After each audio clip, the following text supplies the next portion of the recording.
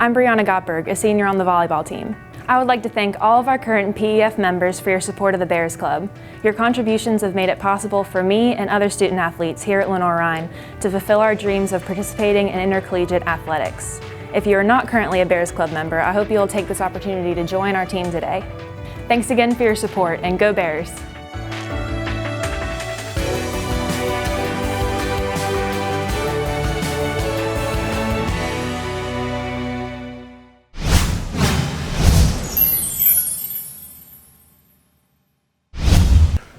Well, thank you, John. It was a great day for Senior Day, a special day for those 12 young men that have done so much for this program. To come away with a 27-0 victory was especially gratifying, and there were some big performances amongst those seniors.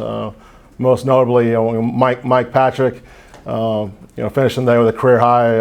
I think it was 209 yards rushing, averaged over 11 yards a carry, and he had a special day.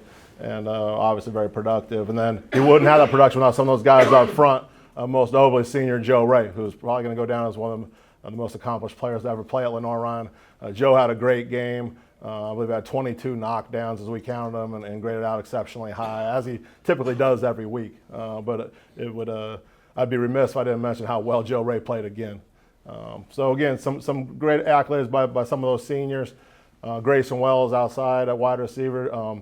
We didn't get him the ball, but he's just been a tremendous blocker from his entire career here, and has made plays with the ball in the air as well. So Dale Howard at center offensively, Adrian Hart up front on the defensive line, Chris Schaefer on the back end of safety had a wonderful game, was all over the field. So just reflecting on those seniors first, even Drayton Queen as our long snappers had a tremendous career. And all those guys will get to come out there, one last time this coming Saturday in a big rival game at Catawba. Looking back, at that Brevard game, you start with our defense. I played exceptional football defensively. We tackled well. We stayed in coverage. We were where we were supposed to be when we were supposed to be there. We had 5 3-and-outs defensively, and got the ball back in quick fashion for our offense, and created some field position. So that's that.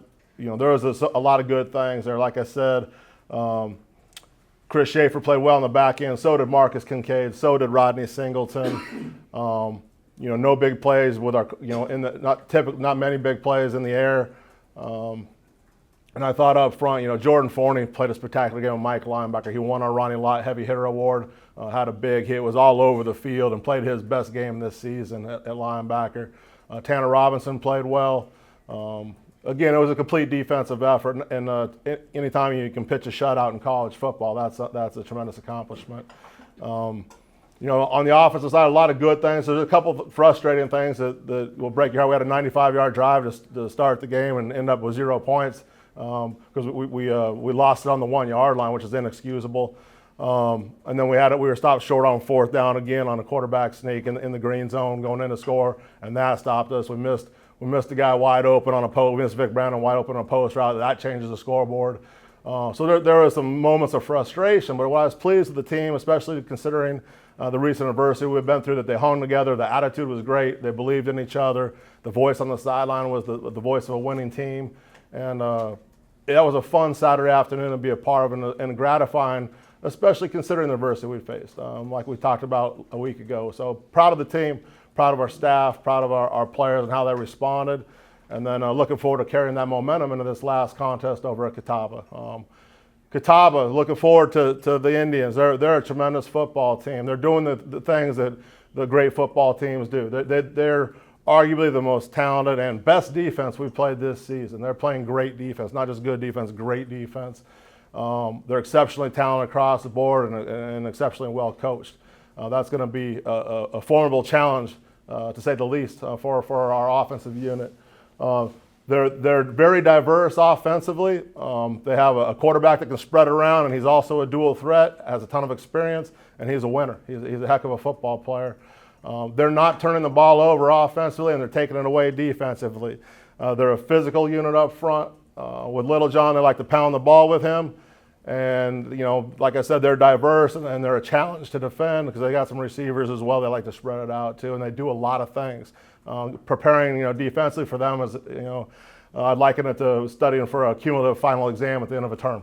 You're going to get everything, and that's what it looks like playing them. And like I said, the bottom line is they're playing great defense. They're efficient offensively.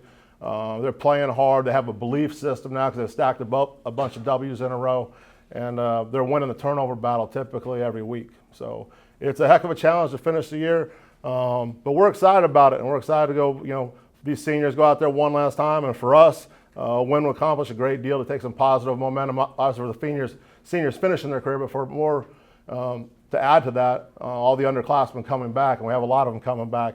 Some real positive momentum heading into the off season with a victory here this coming Saturday in a big rival game. So with that, I'll take any questions either reflecting back to Brevard or looking forward here to Catawba. Coach, how much of a sigh of relief was it to get that win after the recent adversity?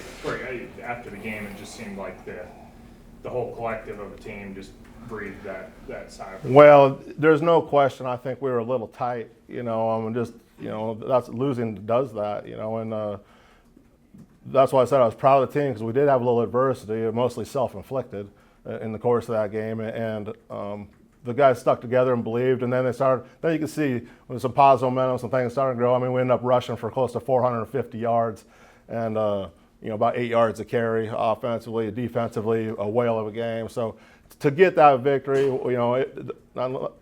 the locker room was a much more pleasant setting to be in post game than it had been the previous week. And like I said, we aspire to keep that winning feeling going forward. I'm sure there was no doubt about Jordan Forney getting that heavy hitter award. Am I right? No, that was initially that's what I thought too, and then there's a couple others that don't show. As a Rodney Singleton had a big hit. There's a couple linemen on the offense. They always think that Coach, well, I had a big hit. We never win the Rodney Lott, but Rodney Lott's a defensive player. So if whoever that big hit is, we're going to defer to the defense. And Jordan stood out, and that was a big hit. Oh, he knocked his own helmet off. He hit him so hard. So. Like I said, we have to get him a better chin strap or something. But that was a high impact collision, and he had a few of those in the course of the game, but the one really stood out. Coach, what was the key to the success running football this week? Obviously, you mentioned Michael Patrick and Joe Ray, but you feel like you guys have finally maybe got a little consistency on the offensive line there? Well, I mean, we're the number one rushing offense in the nation, so I think we've been pretty consistent at that the entire season. We're rushing for nearly 400 yards a game on the year. It helps to have some consistency up front, which has been an issue for us with the injuries we battled this year on both sides of the football. We have not been healthy the entire season on the offensive or defensive lines.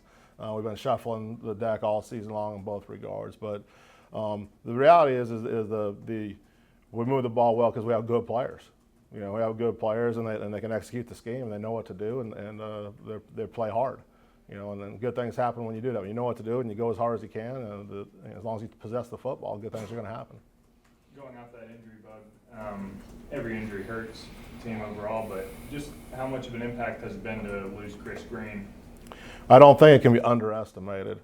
Chris is arguably our best defensive football player, and especially when you take a hit up front in the defensive line, that was an area where we're lacking some depth. And then with Chris out, he's an all-conference player. You just can't, it's just not easy to replace an all-conference player of his magnitude and the force he has. And not only that, although he's only a junior, the leadership quality. Chris is really a bell cow for the defense and has been in the past. So I don't think we're going to underestimate the effect that's had for us defensively. We haven't had him since the midway through the Wingate game.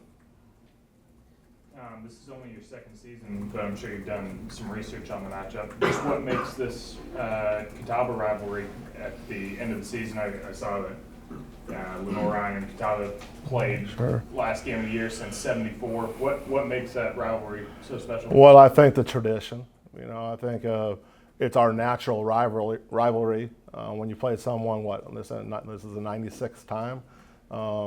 This is our rival. This is the natural rival, and it's like a typical rivalry around the country. It's the last game of the year. I've been fortunate to be part of some other pretty special ones, and this is a special one. And it's neat to have a natural rivalry, and obviously it's been competitive throughout the years, and it's going to be competitive again this coming Saturday.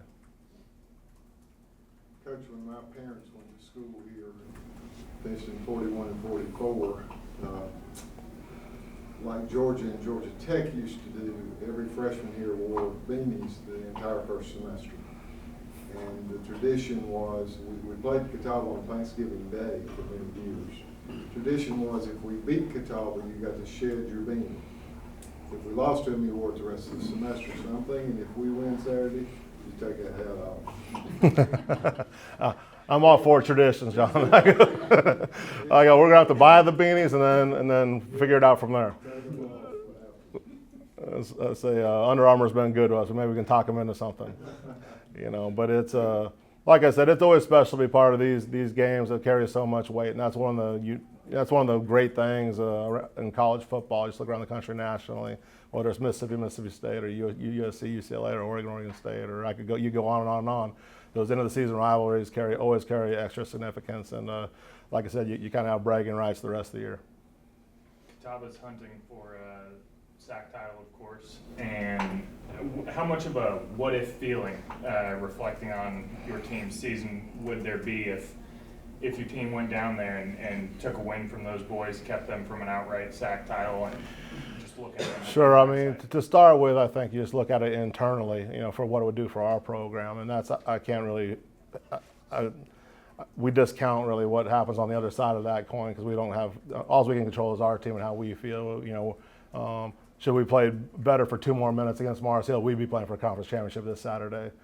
So it's that close, but we didn't, and we are where we are, So I'm looking forward for us just to watch this team play together one more time and to play for our seniors one more time and close this thing out and get to 7-4.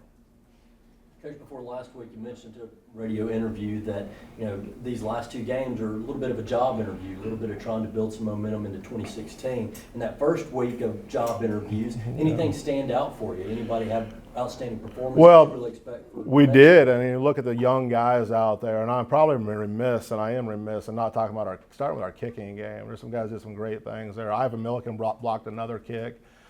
He might have got his hand on another one, and it was kind of. You couldn't really tell by the film, but if it was, he'd have 5 block kicks on the year.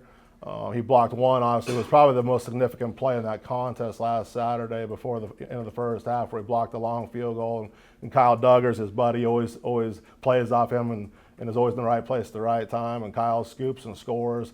And that was a huge play in the game. And those are 2 young players that are, Kyle's been all over the field all season for us, and Ivan in the kicking game has been a real weapon. I think that'll lend itself into defensive snaps in time when he gets more comfortable, just doing that. But he's been a real weapon, and there's a lot of young players out there that are playing well.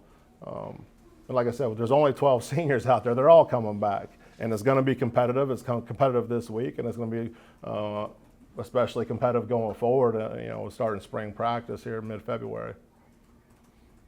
You talked about Catawba's defense being great. But what specifically makes them great?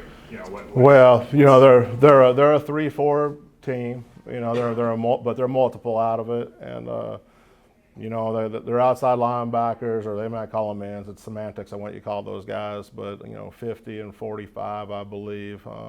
One has leading the conference in sacks by more than double the margin than who's ever in second place. And he has 10, 11, 12 sacks. So they're making a lot of plays. They're athletic. They don't get blocked for long. If they do get blocked at all, they don't stay on blocks long. I think the nose guard's especially powerful. He gave us problems last year. They rotated a few other guys in and out of there, but we struggled up front with them a year ago, and we were pretty good up front a year ago. That was reflecting back last season. That game was a dogfight down to the very finish. That was our most our most competitive regular season game a year ago. So they're talented and they know what to do. And like I said, it's the end of the season. They played, they held Carson Newman to 7. They got after Brevard, so they played well against the option, and it's not their first go round against it. So, like I said, the best thing they do is they have a great system, and they got great players to fill that system out. And now they're playing confident and playing fast, and that's what great teams do. And it's a significant challenge for us and for our group up front.